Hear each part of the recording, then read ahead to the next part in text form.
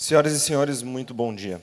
Sejam bem-vindos ao segundo dia do 10º Congresso Anual da Associação Brasileira de Direito e Economia e do 11º Congresso Anual do Instituto de Direito e Economia do Rio Grande do Sul, o IDERS.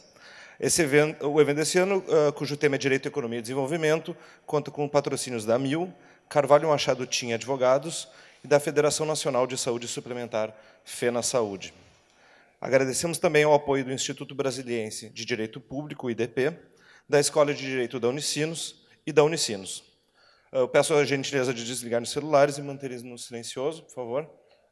Então, para darmos início ao nosso evento, chamamos ao palco o senhor João Manuel Pinho de Mello, chefe da Assessoria Especial de Reformas Microeconômicas do Ministério da Fazenda. Ele irá realizar a nossa palestra de abertura. Por favor.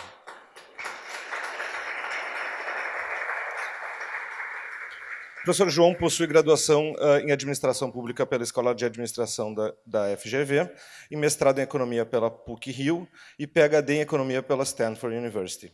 Foi professor assistente e associado do Departamento de Economia da PUC-Rio. Já passo a palavra para o João. Obrigado. Obrigado, Bruno. Muito bom dia, obrigado. Queria agradecer ao Instituto ao Luciano Tim e ao IDER pelo convite. Muito obrigado.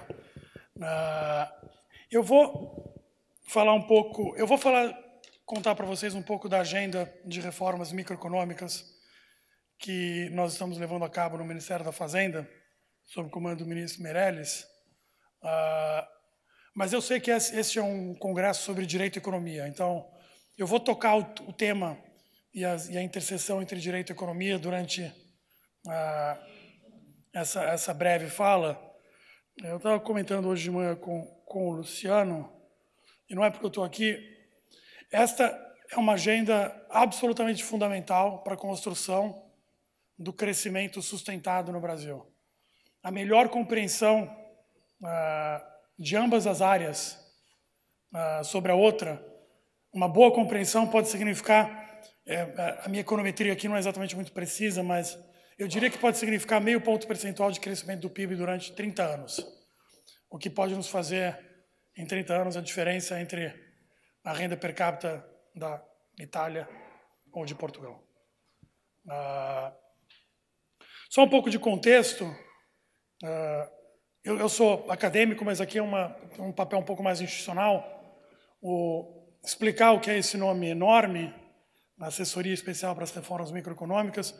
Essa é uma assessoria com status de secretaria no Ministério da Fazenda que o ministro decidiu criar para herdar as atribuições tradicionais da Secretaria de Acompanhamento Econômico, que ficarão aqui embaixo, as atribuições que muitos de vocês devem conhecer, de advocacia e promoção da concorrência, e todas aquelas coisas que sobraram ainda, lista de SUNAB, algumas coisas de controle de preço, heranças, e um monitoramento de setores regulados.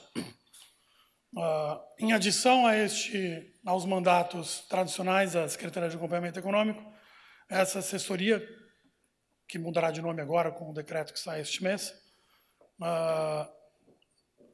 terá atribuição da formulação, monitoramento e implantação de reformas microeconômicas.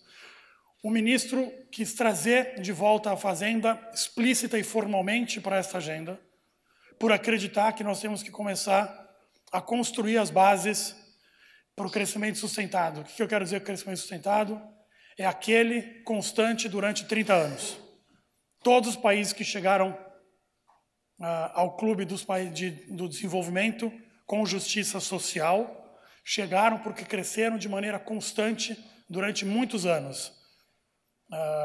Nós aqui, evidentemente, há uma preocupação, nós estamos saindo de uma recessão brutal. No hemisfério ocidental, sem ser precedida por crise bancária, esta recessão é quase inédita. Queda de produto per capita na ordem de quase 9 pontos percentuais em 3 anos, sem ser precedido por crise bancária. Só quero alertar, senhoras e senhores, a respeito da gravidade do que nós passamos e estamos, oxalá, saindo. Obviamente, nós temos essa preocupação conjuntural. No entanto, a preocupação do ministro ao criar essa secretaria nós temos que assentar as bases do crescimento para que nosso crescimento não seja sprints e depois retrações fortes. Não adianta nada correr 100 metros rasos e depois ter que tomar oxigênio no hospital.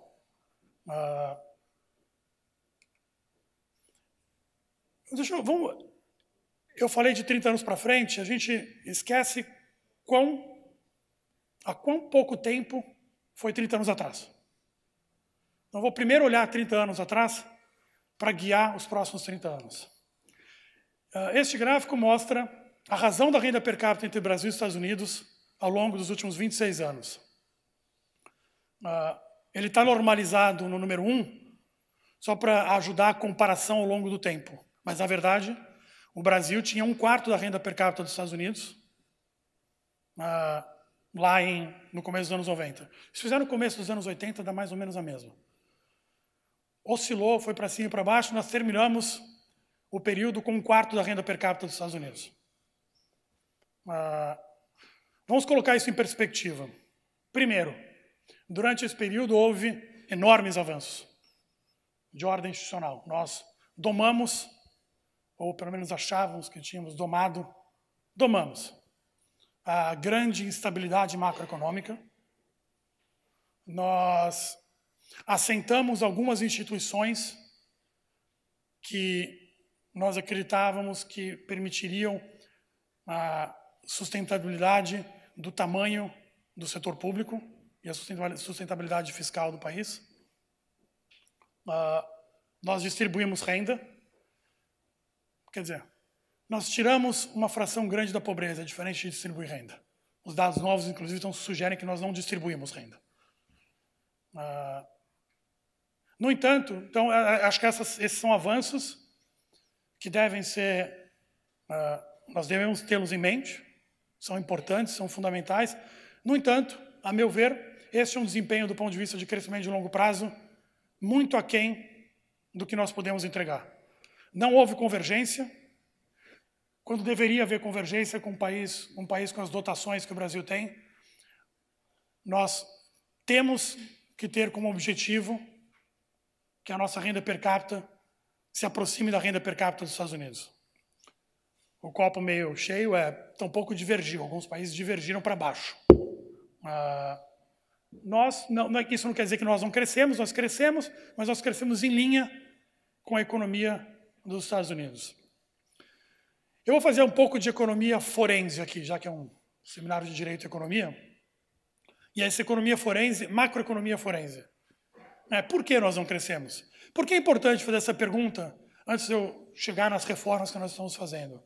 Nós temos um diagnóstico claríssimo que explica o desempenho insatisfatório do ponto de vista de crescimento do produto per capita no Brasil. Qual é a vantagem de ter um diagnóstico claro? Bom, uma delas, eu tenho certeza que ele está certo, logo ele vai embasar uma estratégia de intervenção que, em última instância, é composta por ações de intervenção de política pública. Mas mesmo alguém pode discordar. Evidentemente, muitas pessoas da administração anterior discordam. Mas, pelo menos, a gente tem um diagnóstico claro, a gente pode discutir sobre uma coisa concreta. Há 3 maneiras observadas e uma maneira não observada de explicar o crescimento per capita ao longo do tempo ou explicar a diferença de renda per capita entre países. E parece difícil, mas é razoavelmente trivial. A renda per capita de um país pode aumentar porque você aumenta a força de trabalho. Se você tem 100 pessoas na economia, 50 trabalhando, em geral, se você incorpora mais 20 pessoas, de modo que 70 pessoas trabalhem, a renda per capita vai aumentar. A renda por trabalhador talvez caia, mas a renda per capita aumenta. Se você mantiver fixo o número de trabalhadores, ou a fração de trabalhadores, participação na força de trabalho, por exemplo, você pode aumentar o capital humano, de modo que cada trabalhador, por exemplo, produza mais. Por fim, você pode, para o mesmo número de trabalhadores, mesma população, ter mais máquinas, o que aumenta o produto per capita. Essas são basicamente as 3 maneiras observadas. Observadas que eu digo que você pode olhar os dados e falar qual é a participação na força de trabalho, qual é o capital humano. Claro que a gente não sabe exatamente o que é, usam-se proxies para isso. E formação bruta de capital fixo. Máquinas, pense em máquinas. Ou você pode misturar essas 3 coisas de maneiras diferentes, de modo a produzir quantidades diferentes. Se nós pensarmos no 1 como o ovo, no 2 a farinha e o 3 o leite, 4 é o fermento. Fermentos diferentes, com a mesma quantidade de ovos, farinha e leite, produzem bolos diferentes, de tamanhos diferentes.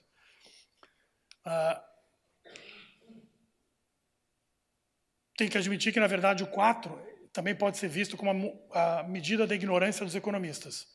Tudo que a gente não consegue explicar de diferença de renda per capita entre países ao longo do tempo, nós chamamos de 4, de fermento, ou esse nome grande, produtividade total dos fatores.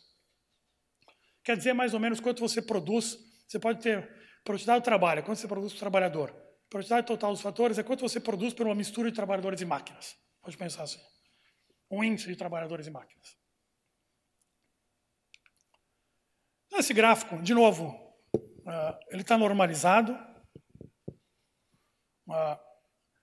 Parece uma coisa difícil, de novo não é. Se nós olharmos a linha sólida, ela é o estoque de capital, ou seja, a quantidade de máquinas. O que diz a linha sólida? Diz o seguinte: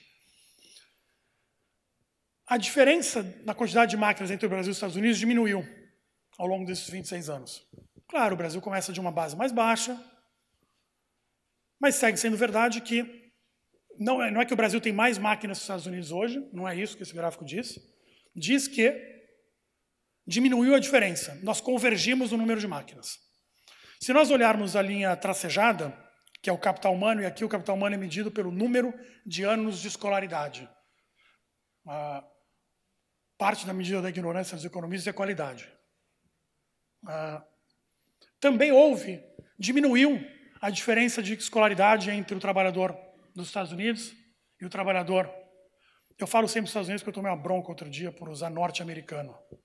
Porque os canadenses dizem, eu também sou. Diminuiu a diferença de número de anos de escolaridade entre o trabalhador típico brasileiro e dos Estados Unidos. Se nós olharmos essa linha tracejada e pontilhada, aumentou a participação na força de trabalho no Brasil em relação aos Estados Unidos. Bom, se os 3 fatores que explicam, observáveis, que explicam a diferença de renda per capita entre o Brasil e os Estados Unidos, se diminuiu a diferença, por que então não diminuiu a diferença de renda per capita? Bom, essa é a linha pontilhada verde. E ela diz, até agora, depois eu vou dar vida a ela até agora está sem vida. Ela diz o seguinte: bom, como aqueles outros 3 cresceram e a diferença de renda per capita não cresceu, então quer dizer que o outro caiu. É só 2 mais 3 mais 4, soma 9. Bom, tinha que somar 10, então era 0, virou 1. Dito de outra forma, era mais fácil explicar a diferença de renda per capita entre o Brasil e os Estados Unidos no começo dos anos 90 do que é hoje. Hoje é mais difícil. É um puzzle maior. Por quê? Todas as coisas observáveis melhoraram no Brasil em relação aos Estados Unidos, mas a renda per capita não melhorou. Ou, dito ainda de outra forma, a nossa ignorância aumentou. Como economistas, para explicar isso. Quer dizer, eu não sou economista porque tem uma guilda que diz que eu tenho que fazer parte dela. Eu nem posso fazer parte dela, diga-se de passagem. Então, já me corrigiram porque eu já sofri uma ameaça de processo. Judicialização, parte da nossa produtividade baixa. Só notar primeiro, não é a peculiaridade do Brasil. Um gráfico parecido, mais ou menos parecido com esse, ocorre no mundo emergente de modo geral. É importante colocar em perspectiva. Olhar para fora ajuda a que nós a compreensão doméstica. No entanto, se eu vou passar bem rápido, o Brasil é mais grave. Se você olhar aqui, está dizendo que, bom, a produtividade no Chile, a mistura piorou, mas no Brasil piorou mais. Na Turquia, ela andou de lado, no Brasil piorou. Na Coreia, ela piorou um pouquinho em relação aos Estados Unidos, no Brasil piorou mais. É o que essas linhas sólidas dizem. Os 3 primeiros fatores observados contribuíram para o crescimento da renda per capita. Mas a mistura foi muito mal. Eu vou tentar explicar por que a mistura foi mal. Ou seja, hoje nós misturamos os fatores pior do que nós misturávamos há 26 anos. E essa mistura agora eu vou passar a chamá-la de produtividade. E ela é a chave para o crescimento sustentado. De novo, todos os países que cresceram e chegaram ao clube dos países desenvolvidos chegaram porque a produtividade aumentou e eles cresceram de maneira constante e sustentada ao longo de vários anos. Vou mostrar um gráfico interessante só para dar dimensão da importância da produtividade e, por outro lado, também começar uma mensagem um pouco otimista, que tem um copo meio cheio. Esse gráfico foi tirado do relatório de produtividade que o Banco Mundial escreveu sobre o Brasil. Ele diz o seguinte: isso aqui é o Brasil, a média da América Latina, México, Colômbia e Chile. Essa flecha vertical vermelha de duplo sentido, ela diz o seguinte: se o Brasil não investir mais nada, se o número de anos de escolaridade não aumentar em nada, e a participação na força de trabalho ficar como está hoje, mas nós misturássemos como os Estados Unidos misturam, a diferença de renda per capita do Brasil e dos Estados Unidos não seria 1/4, 1/5, aqui é uma medida um pouco diferente, mas nós de cara teríamos um pouco mais da metade da renda per capita dos Estados Unidos, sem comprar mais nenhuma máquina, sem aumentar o número de anos de escolaridade e com a mesma participação na força de trabalho. Isso dá a dimensão da importância da mistura. De novo, evidentemente que o resto da diferença se dá por comprar mais máquinas, aumentar o número de anos de escolaridade. A força de trabalho, na verdade, é parecida, a participação. Então, mais da metade da diferença iria sem nós investirmos nada. Só pararmos de bater a cabeça na parede. Dizia o meu orientador que a coisa boa de bater a cabeça na parede é que você se sente super bem quando para. E esse é o copo meio cheio aqui. Ele me dizia isso nos terríveis anos de tese, escrever tese. Você vai parar de bater a cabeça na parede, vai se sentir bem. Fica tranquilo. De novo, esse é um fenômeno que é transversal à América Latina, vai mais além do Brasil, mas ele é mais grave no Brasil novamente. Essa diferença para a América Latina é menor. Tem um problema que é latino-americano, assim como a suposta queda na desigualdade, que foi muito bem aproveitada politicamente, era um fenômeno muito mais geral do que o Brasil, era um fenômeno latino-americano. Suposta queda, porque agora nós estamos vendo os dados que vêm do imposto de renda e, na verdade, a desigualdade de renda no Brasil não caiu. Ela caiu na desigualdade de renda do trabalho, em uma parte específica dela. Tem um fenômeno que é mais geral da América Latina, mas ele é mais grave no Brasil. Estou caminhando na economia forense. Nós somos mais pobres e crescemos menos, porque a mistura não foi... o investimento era importante, se tivesse mais investimento em máquinas, nós teríamos crescido mais, teríamos. Se nós tivéssemos aumentado mais e com mais qualidade o capital humano, teríamos crescido mais? Teríamos. Mas o que explica o nosso desempenho insatisfatório ao longo desses anos é a mistura, a produtividade. Agora, a pergunta é, então esse é o primeiro passo, né, nessa pequena economia forense aqui. Então, primeiro, bom, diagnóstico, foi a produtividade. Agora, por que a produtividade é claudicante? Será que é um problema entre setores ou é um problema dentro de cada setor? Porque a estratégia de intervenção é muito diferente se for um caso ou outro. Deixa eu explicar essa coisa, parece esse jargão economês, é assim. A administração anterior, eu não sei se tão explicitamente, mas ela tinha um diagnóstico muito entre setores. O que quer dizer isso? Os bons empregos estão na indústria, certo? Onde se ganha mais, supostamente a indústria é mais produtiva. Então, como nós aumentamos a produtividade, criamos bons empregos e fazemos o país crescer? Ora, óbvio. Estimule-se a indústria. Tente levar os fatores de produção, as máquinas, as pessoas desses setores empobrecidos, como varejo, comércio, para a indústria. Porque, afinal, os bons empregos estão na produção de chassis de caminhões e ônibus. Esse é um diagnóstico entre setores. O tremendo crescimento... E esse diagnóstico ele pode, como sempre, né, ou não estar certo. Às vezes, estará certo. Diga-se de passagem, o milagroso crescimento chinês, que as pessoas se espantam terrivelmente, a China, não sei o quê. A China é basicamente o crescimento entre setores. Você tinha um contingente enorme da população presa na atividade de agricultura de subsistência no campo, na meados da década de 80, presa, literalmente presa, não podia ir para a cidade. Eles abriram as porteiras. O sujeito que estava na subsistência no campo foi para a cidade produzir manufatura de baixo valor agregado, camiseta. Só isto, a produtividade aumenta terrivelmente. São os 10 pontos percentuais de crescimento da renda per capita durante 15, 20 anos que eles tiveram, que é basicamente o mesmo que nós nos aproveitamos nos anos 50. Aquele que os economistas chamam de cepalino. Levar da cidade para o campo, estimular os setores dinâmicos. Não tem nada de espetacular no crescimento chinês. A pergunta é, por que não fizeram antes? Há muito que se admirar, evidentemente, mas só colocando em contexto. Pois bem, esse era o diagnóstico da administração anterior. Eu vou mostrar aqui o que eu reputo a melhor evidência acadêmica a respeito do tema e vou tentar convencer vocês de que o nosso problema é intrasetores.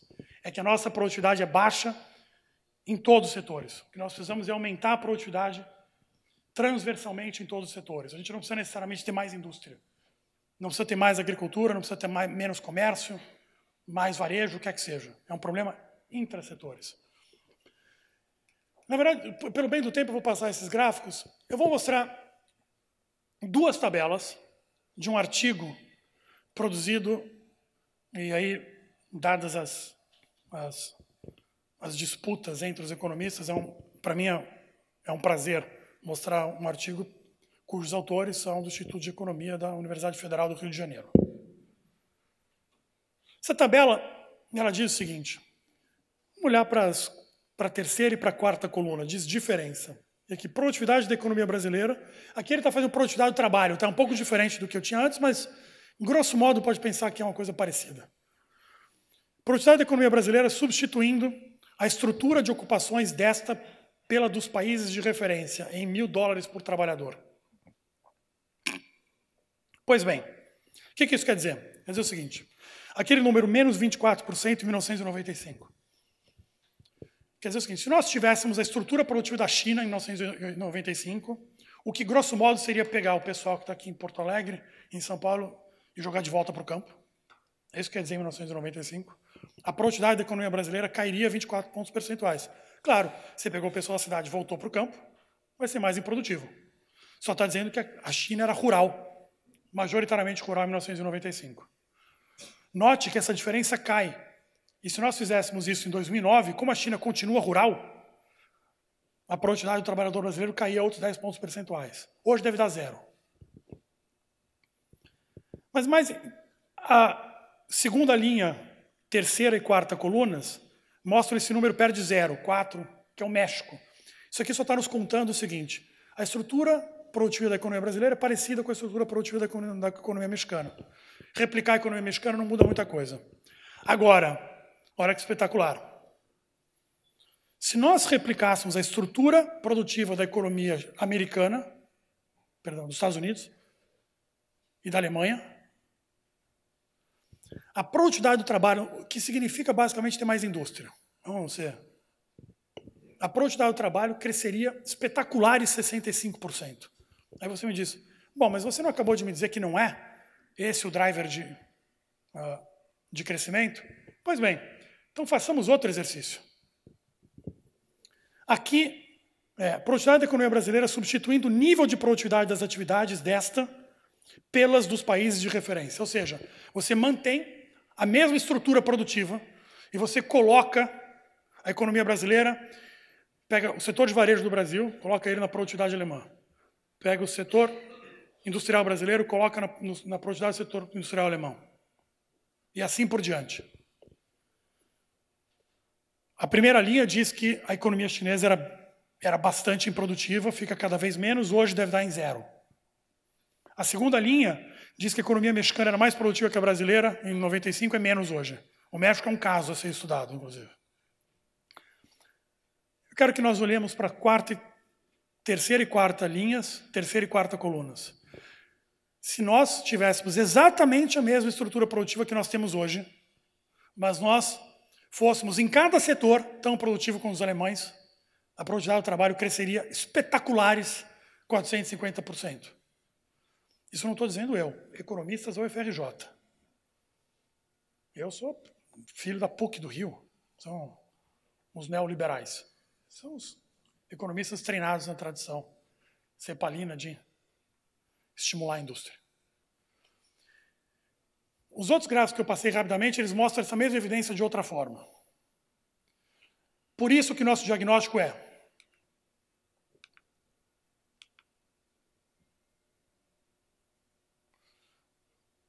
o crescimento baixo é um problema de produtividade, essa produtividade é baixa porque nós somos improdutivos de modo transversal nos setores.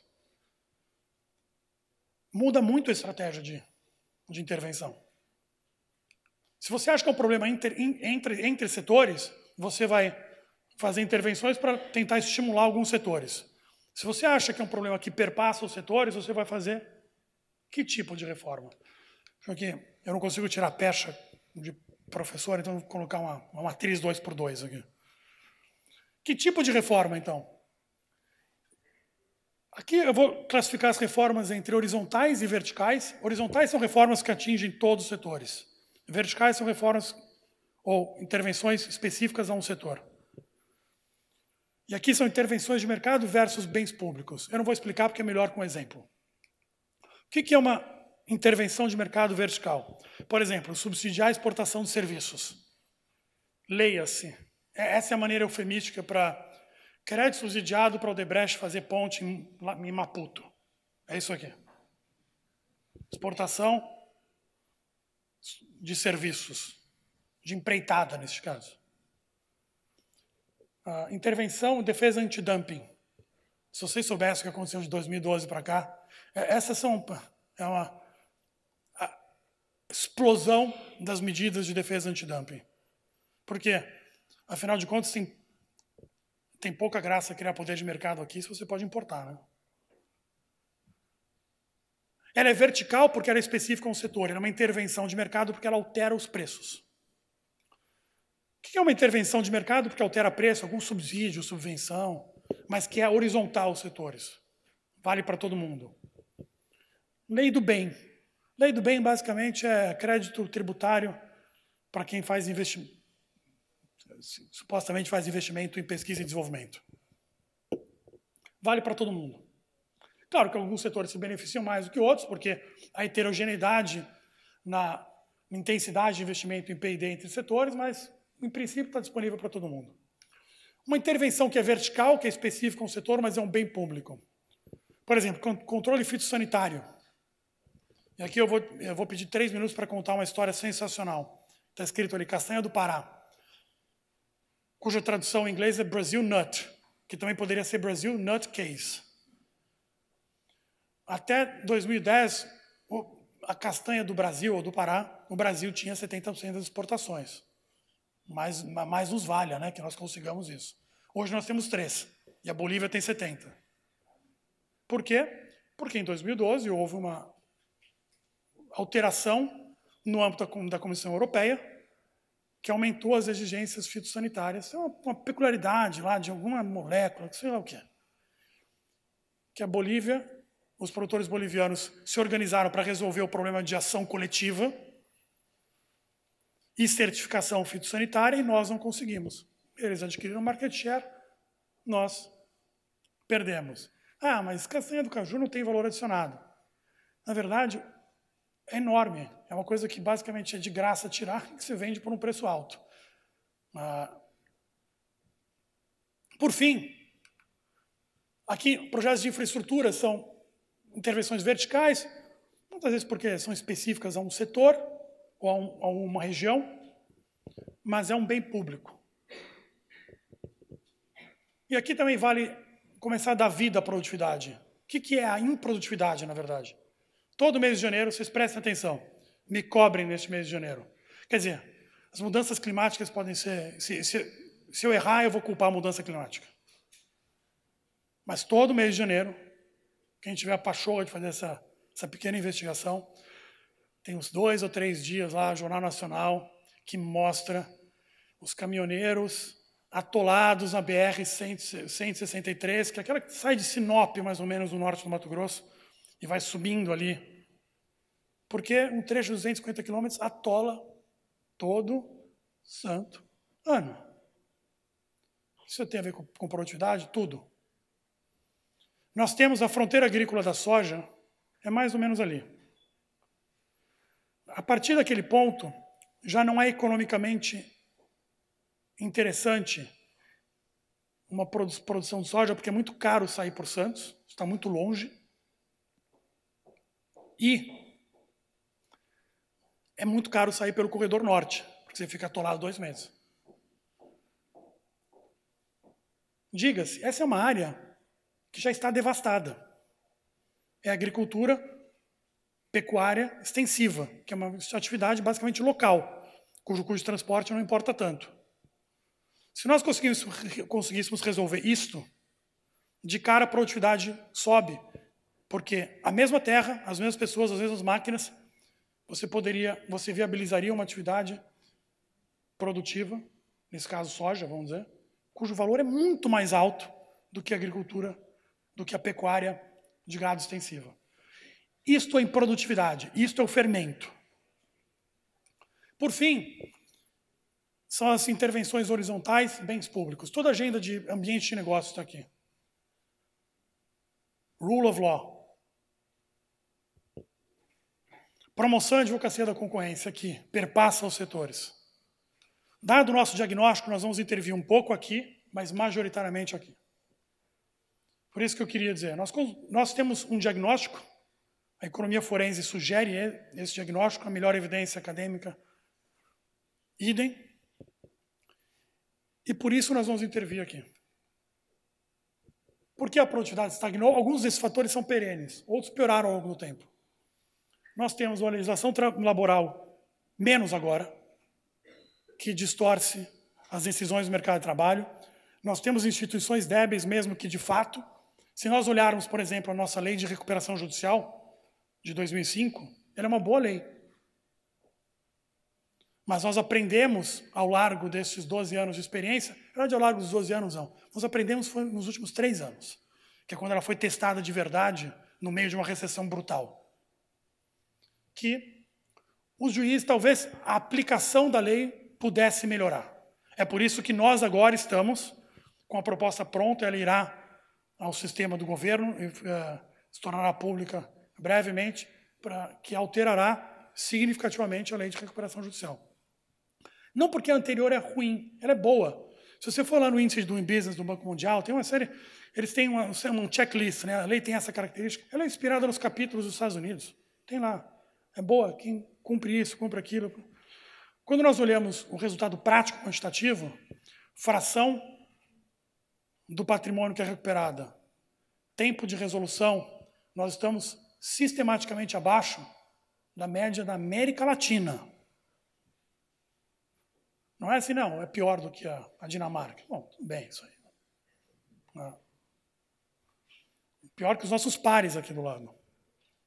Nós temos sistema tributário que distorce as decisões de tamanho, localização e verticalização das firmas. A firma fica pequena porque ela tem ela é punida do ponto de vista tributário se ela crescer, do modo como nós construímos. Você fica localizando armazéns nas fronteiras para arbitrar ICMS, e você faz dentro ou fora da firma por uma razão tributária. Não é por acaso, muita gente que já passeou nos Estados Unidos vê assim, não, as obras dos Estados Unidos são feitas fora do sítio. Chega lá meio pré-fabricado. Aqui não, a gente constrói tudo dentro. Será que a tecnologia é porque quando é calor você tem que construir dentro? Não. É evidente que é arbitragem tributária. É uma arbitragem de ICMS contra ISS, grosso modo. Só por coincidência, como essas coisas não estão sendo feitas por uma razão de negócio, só por coincidência elas vão ser as mais produtivas. Né? E você gostaria que a legislação laboral e o sistema tributário fossem neutros, de modo que os empresários tomassem as decisões de como fazer por uma razão de negócio. Infraestrutura precária, eu já expliquei, acho que eu já ilustrei como a infraestrutura precária piora a mistura. Agora, essas eu achava que eram, talvez não a primeira, mas as outras todas razoavelmente consensuais. As próximas são menos. Direcionamento, e essas são menos perenes, essas explicam o padrão ao longo do tempo. Direcionamento de crédito excessivo, que distorce as decisões de alocação de capital. Distorce o mercado de crédito livre, a gente tem spreads altos no mercado de crédito livre, porque tem outro guichê lá, onde o spread, na verdade, é bem baixo. Nós começamos hoje a mudar isso. Hoje, no dia de hoje, foi sancionada a medida provisória 777, é lei 14.483, eu fiz questão de memorizar. Sancionada hoje pelo presidente da República. Proteção excessiva, quero dizer economia fechada, conteúdo local excessivo, fez-se uma loucura do ponto de vista de conteúdo local em óleo e gás nesse país. Nós perdemos o bonde do petróleo a $100 o barril e vamos viver agora com 50s forever no nosso pré-sal. Demanda cativa excessiva e excesso de propriedade estatal. Nós estamos intervindo aqui,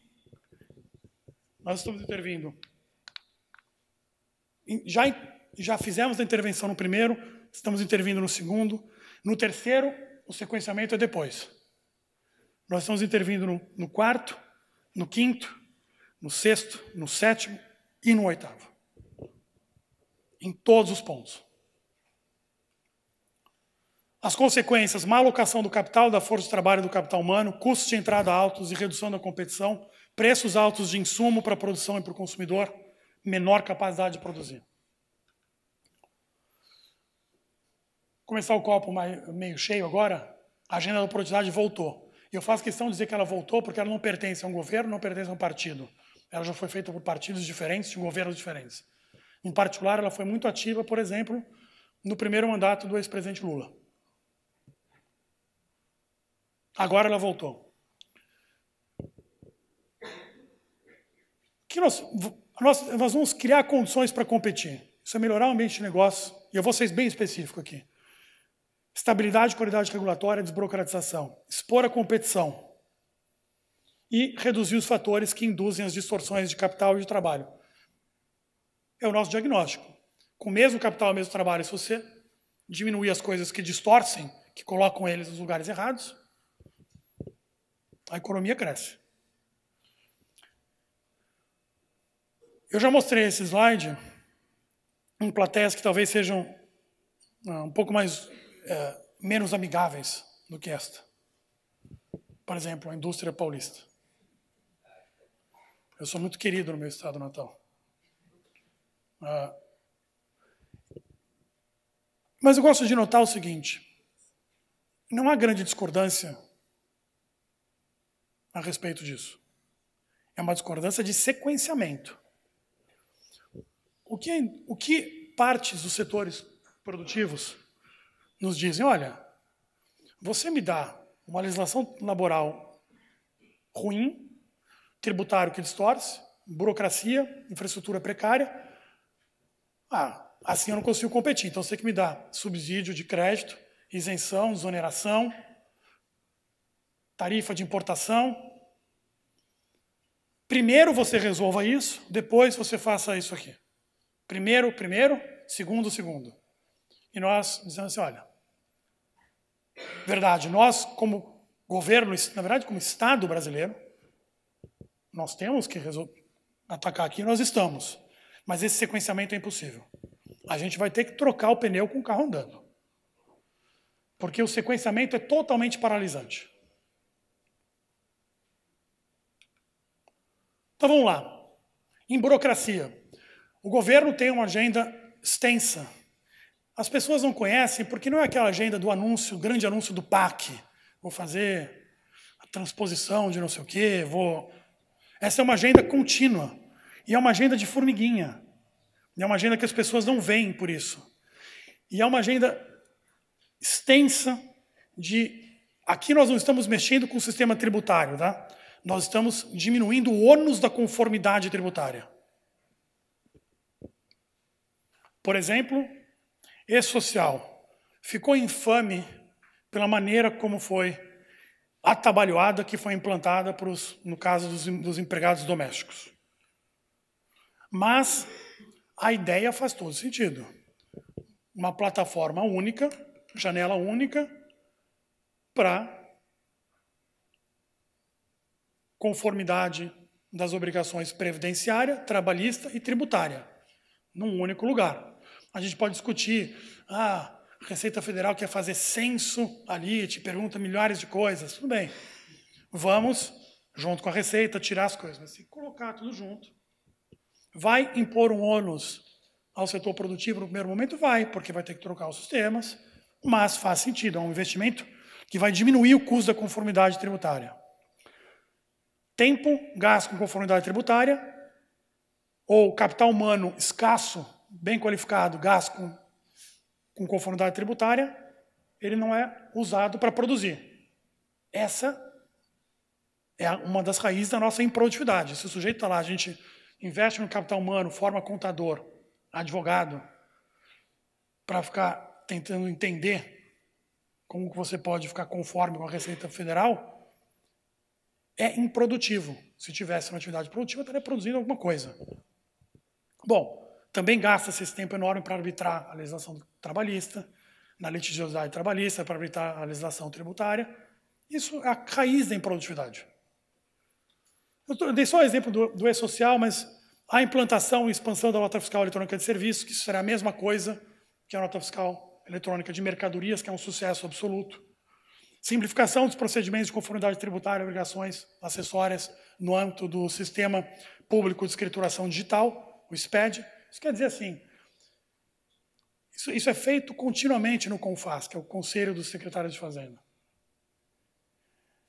O Estado pede a mesma coisa que a Receita Federal. Você fala que tem que fazer 2 vezes. É debastar isso. Facilitação de procedimentos de importação.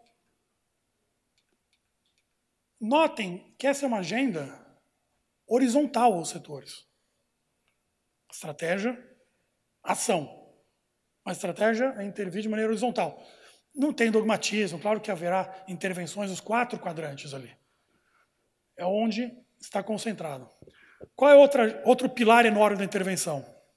O setor produtivo reclama que os juros são altos. São mesmo. Se você está no guichê do Bradesco para tomar um capital de giro, boa sorte. Tem outro guichê que ele sai barato. Então nós temos a estratégia de intervenção no mercado de crédito, e essa é uma intervenção horizontal, porque se a gente melhorar o mercado de crédito no Brasil, você vai melhorar a alocação de capital para todos os setores. É dinheiro barato para mais investimento, para mais produção, para conseguir usar os fatores de produção nos lugares certos. Tem 2 guichês. A gente começou a unificar esses guichês. Tem o guichê do crédito direcionado, 50% do crédito, e o guichê do crédito livre. Na média, os spreads não são altos no Brasil. É um fato isso, não são altos na média. Se você colocar todo mundo junto e contar os juros no direcionado e corrigir para o risco da economia brasileira, está em linha. Agora, tem um lugar que é alto, outro que é baixo. Então você precisa começar a unificar para ter juro baixo para todo mundo. Essa é a medida provisória 777 que foi sancionada em lei hoje, que trata da remuneração do Fundo de Amparo ao Trabalhador, que na verdade é o custo de funding do BNDES. Por que só o FAT? Boa pergunta, tem outros. Agora, mesmo com os dois guichês, a gente precisa fazer intervenções para melhorar, diminuir as taxas de juros no guichê livre. Não tem segredo, não tem bala de prata. Toda vez que nós fizemos intervenções, e acho que esse é um tema que é muito caro a este Congresso, toda vez que nós fizemos intervenções que melhoraram a segurança jurídica e deram mais força às garantias, o spread caiu. Foi assim com o patrimônio de afetação para a construção civil, foi assim com o esclarecimento para o uso do Instituto da Alienação Fiduciária para o crédito para automóvel, e, finalmente, foi assim com a consignação em folha de pagamento por crédito pessoal. Dar segurança jurídica e aumentar a força das garantias. O juro cai. Por duas razões. Fica mais seguro e aumenta a competição. Por que fica mais seguro? Bala de prata diminuiu o juro na marra dos bancos públicos. Olha, eu vou confessar, em 2012, quando eles fizeram, eu, inclusive, estava dando uma palestra dessa no IBRAC. Falei, olha, eu tenho idade suficiente, muitos de vocês aqui não, para lembrar da Copa do Mundo de 1986, que alçou ao estrelato um lateral direito do Botafogo chamado Josimar. Por que eu estou contando essa história? Josimar foi convocado às pressas.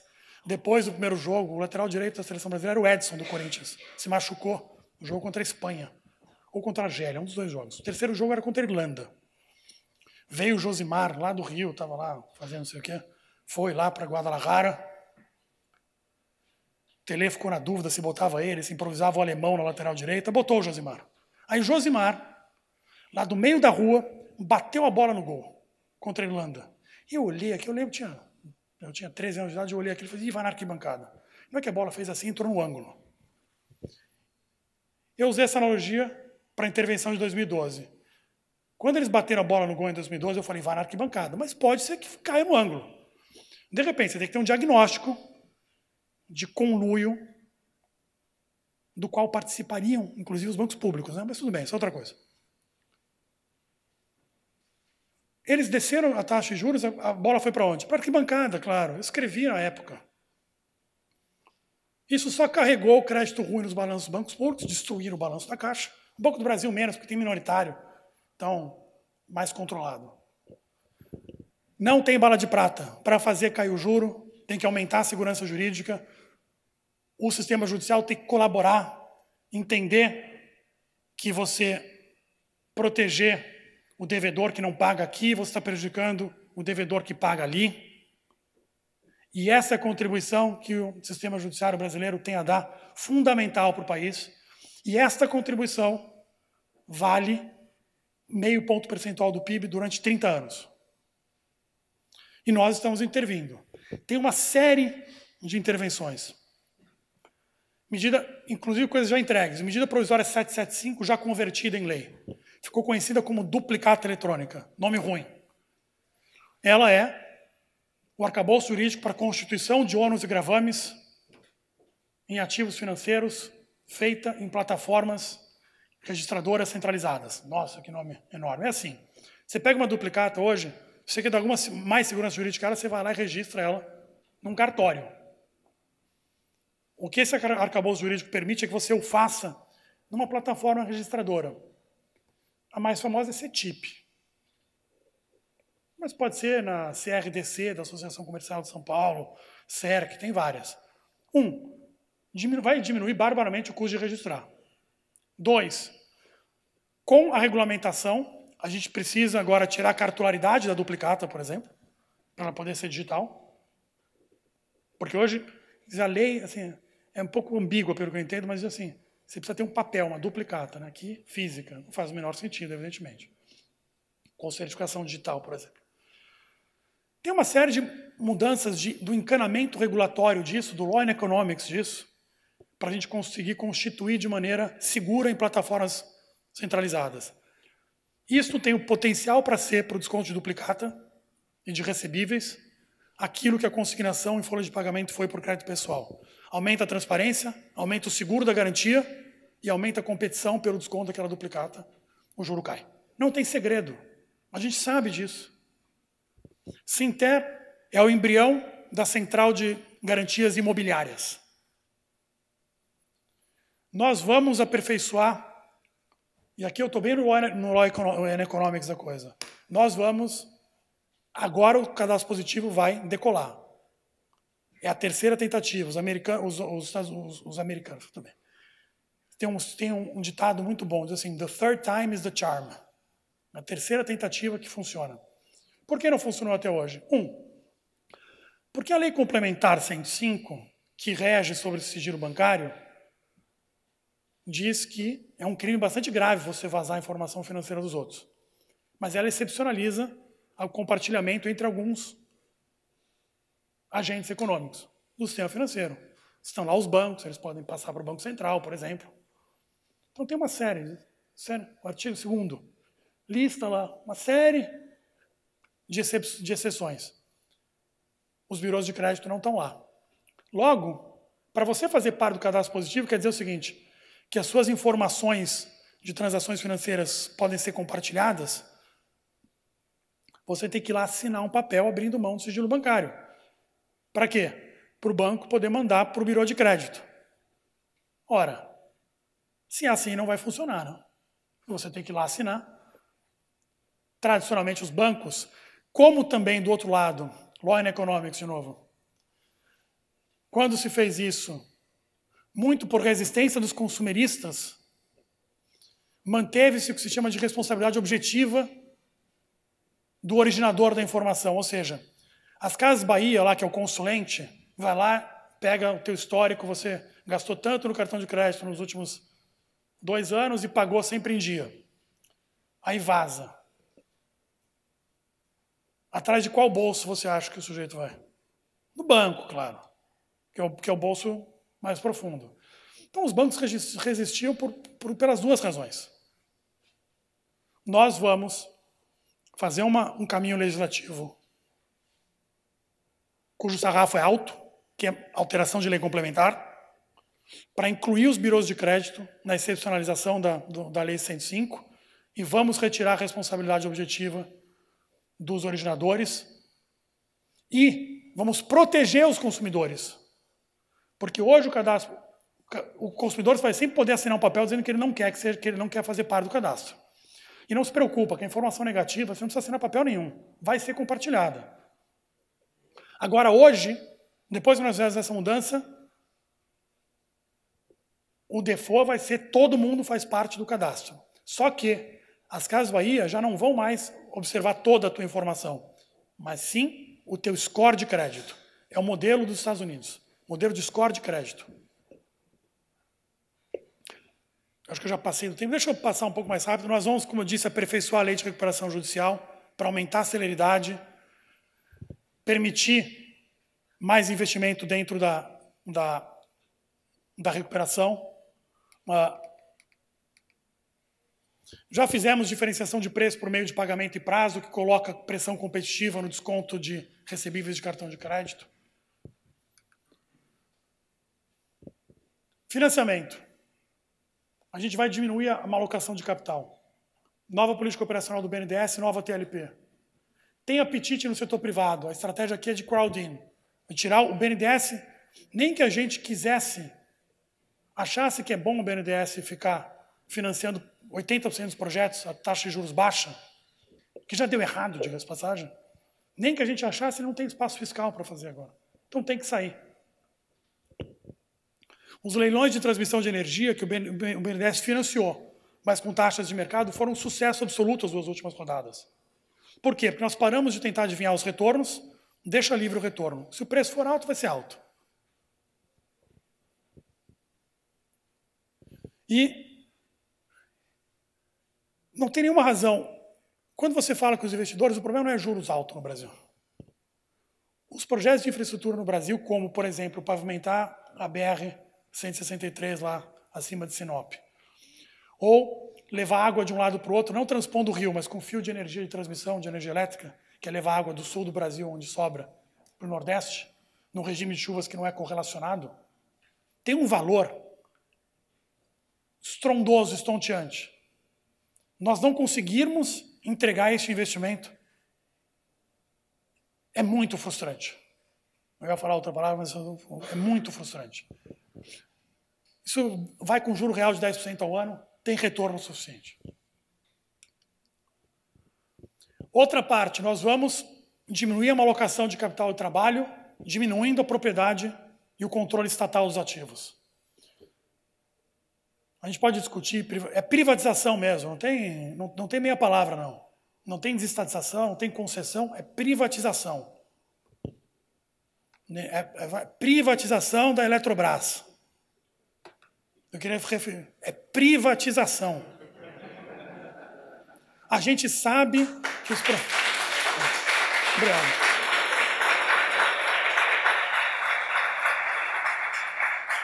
A gente sabe que os problemas de governança intrínsecos no setor público são mais graves que no setor privado. Não que não haja problemas, não que privatizar seja bala de prata, a gente tem que fazer uma intervenção para tomar cuidado com o poder de mercado, pós-privatização, tem várias dificuldades envolvidas nesse processo. Mas é de primeira ordem que os problemas de governança no controle estatal são maiores. A distância entre o minoritário, em última instância, que é o contribuinte, e o controlador é muito grande, muito maior no setor público. É por isso que desempenha pior. A gente sabe disso. Agora, em alguns mercados específicos, o controle estatal faz sentido? Faz. É caso a caso, mas de modo geral, é desfazer. Não tem nenhuma razão para o governo brasileiro ter uma gráfica. Nenhuma razão. O Chile não emite sua própria moeda. É um pedaço de papel, minha gente.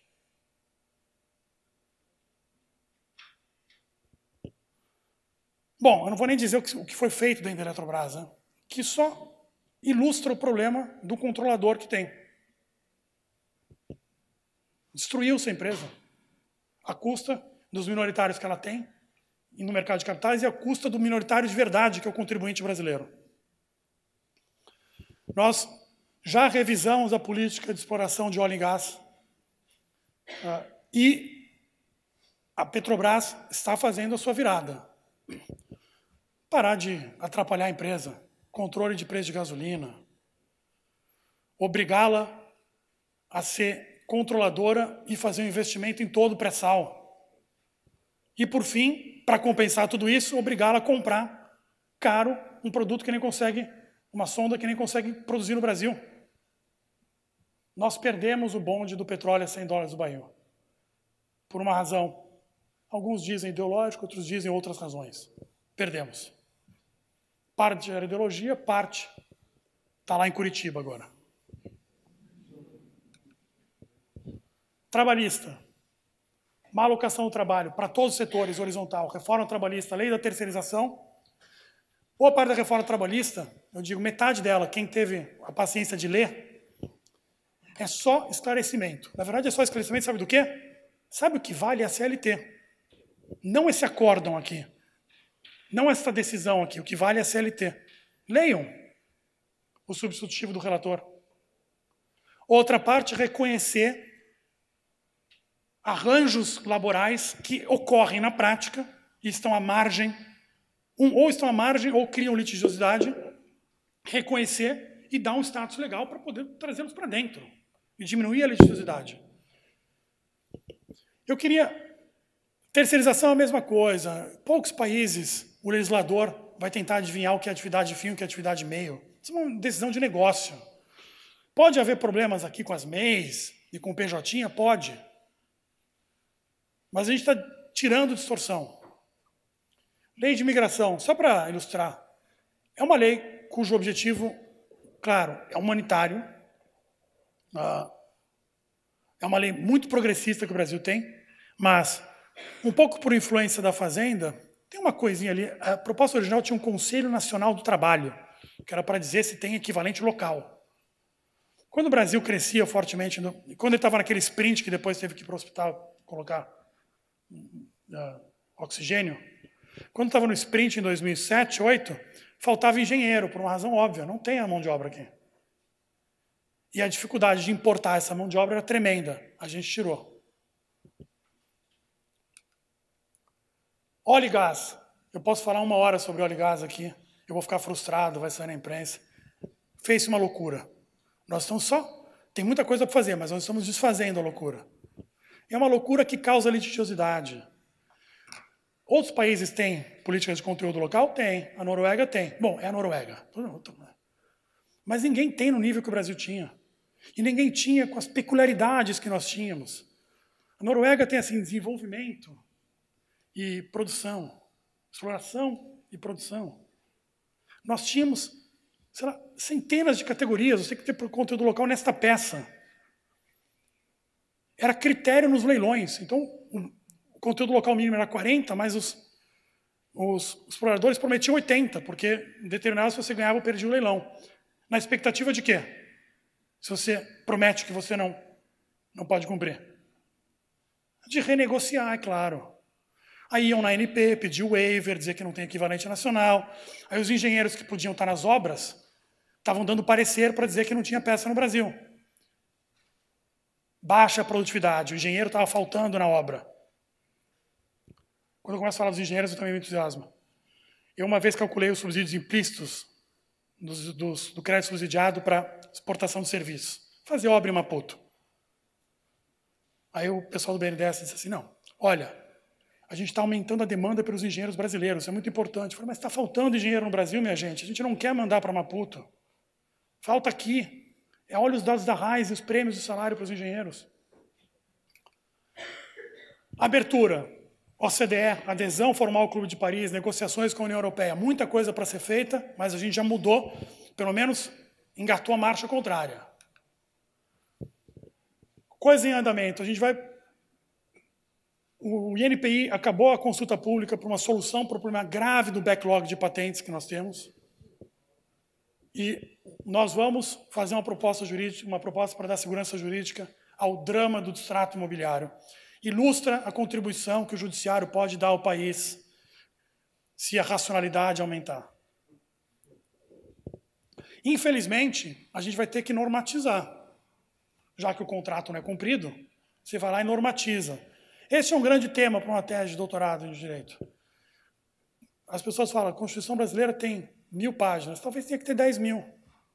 Talvez a gente tenha que normatizar tudo. É isso que a gente vai fazer com o distrato.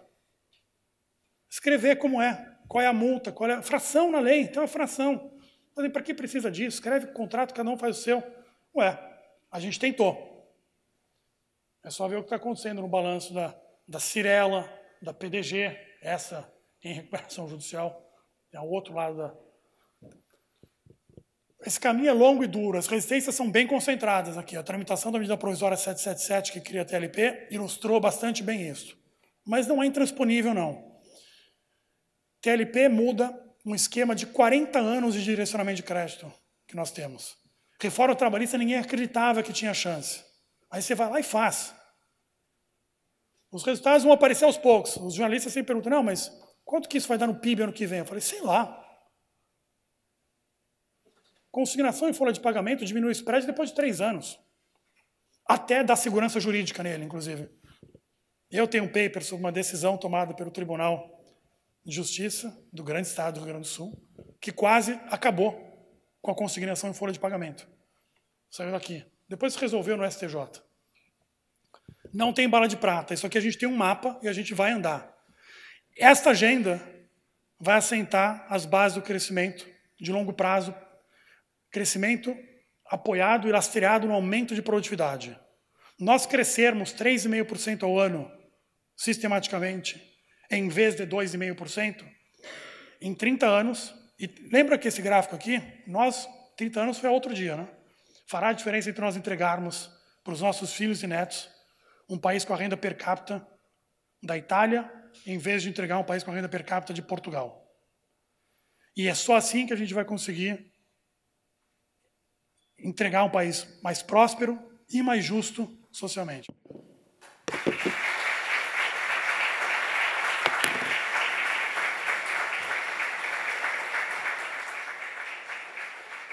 Bom, primeiro queria agradecer ao João pelo magnífico panorama e pelos esforços. João, quando a gente viu teu nome indo para o governo, todo mundo aqui já te conhece há muito tempo, mas quando viu teu nome para o governo foi muito bom saber que as coisas aconteceriam.